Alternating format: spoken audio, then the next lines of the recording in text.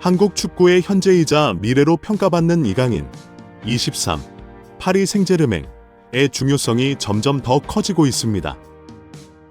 특히 이번 10월 A매치에서 주장이자 핵심 선수인 손흥민 32, 토트넘의 부상 공백과 공격의 주축인 황희찬 28, 울버햄프턴의 부진을 이강인이 어떻게 메울지 주목되고 있습니다.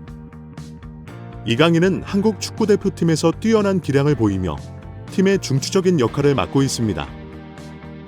홍명보 감독이 이끄는 한국 남자 축구대표팀은 다가오는 10월 10일 요르단의 암만 국제경기장에서 요르단과 2026 국제축구연맹 FIFA 북중미 월드컵 아시아 지역 3차 예선 3차전을 치르게 됩니다.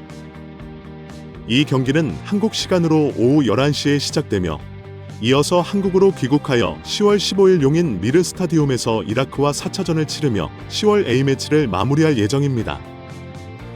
현재 한국은 다득점에서 요르단의 밀려 B조 2위를 차지하고 있는 상황입니다. 이번 2연전에서 전승을 거두어 선두로 올라서는 것이 홍명보의 목표입니다. 그러나 이 목표를 달성하기는 쉽지 않을 것으로 보입니다. 지난 2023년 아시아 축구연맹 AFC 아시안컵 4강전에서 한국을 상대로 0대2 패배를 안긴 요르단과의 원정 경기가 예정되어 있으며 주장이자 핵심 공격 자원인 손흥민이 부상으로 인해 이번 경기에 나설 수 없기 때문입니다. 홍명보 감독은 9월 30일 발표한 10월 A매치 명단에 손흥민을 포함시켰지만 왼쪽 허벅지 부상이 계속되면서 손흥민 대신 홍현석 25, 마인츠를 대체 발탁하게 되었습니다. 손흥민은 오랜 기간 동안 한국 축구의 핵심 자원으로 활약해왔으며 특히 지난 9월에 시작된 홍명보 감독 체제에서 에이스 역할을 맡아 중요한 경기를 이끌었습니다. 따라서 손흥민의 공백은 한국 대표팀에게 큰 타격이 될 수밖에 없습니다. 여기에 더해 손흥민의 빈자리를 메워야 할 황희찬마저 이번 시즌 부진한 모습을 보이고 있습니다. 황희찬은 지난 시즌 잉글랜드 프리미어 리그에서 12골을 기록하며 좋은 활약을 펼쳤으나 이번 시즌은 아직 득점을 올리지 못하고 있습니다. 이러한 상황에서 홍명보 감독은 소속팀에서 어려움을 겪는 선수가 대표팀에서 좋은 활약을 펼쳐 자신감을 되찾는 경우가 많다며 황희찬에 대한 믿음을 드러냈습니다. 지난 9월 A매치에서 황희찬은 대표팀에서 좋은 모습을 보여주었기 때문에 이번에도 좋은 활약을 기대하며 소집한 것입니다. 그러나 황희찬은 명단 발표 이후에도 소속팀에서 경기력이 개선되지 않고 있는 상태입니다.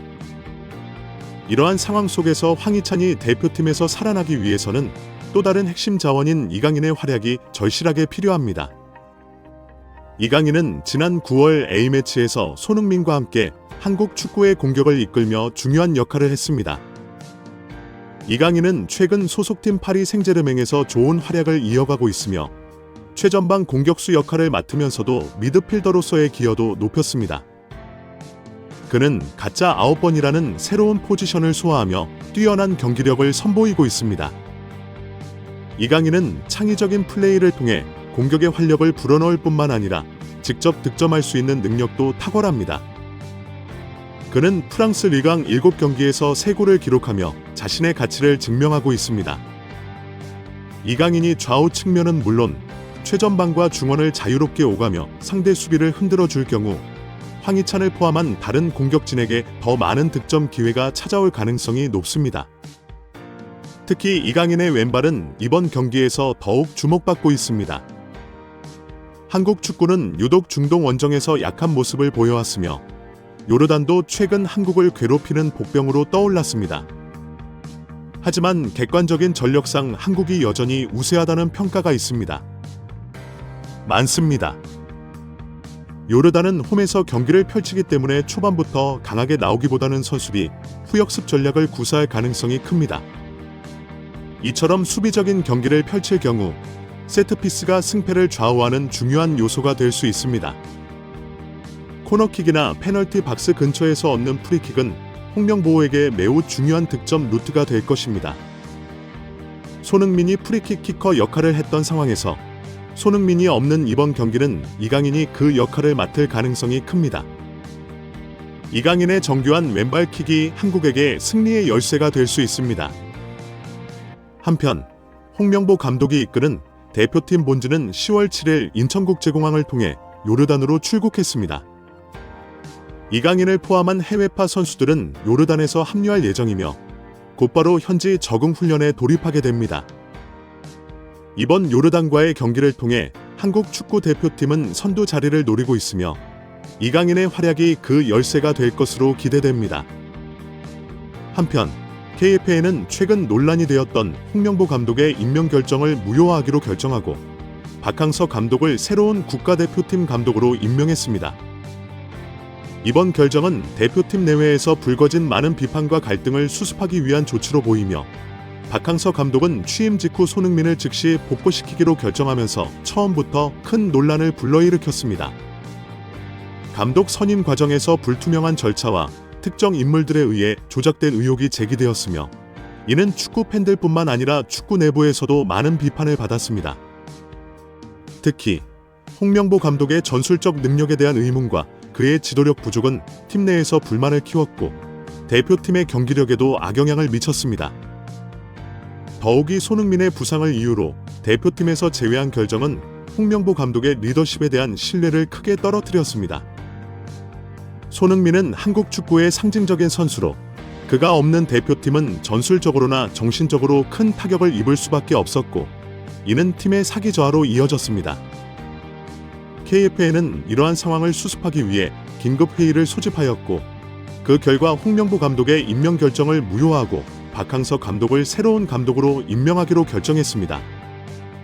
박항서 감독은 베트남 축구 대표팀에서의 성공적인 경력으로 많은 주목을 받았으며 한국 축구 팬들 사이에서도 긍정적인 평가를 받고 있는 인물입니다.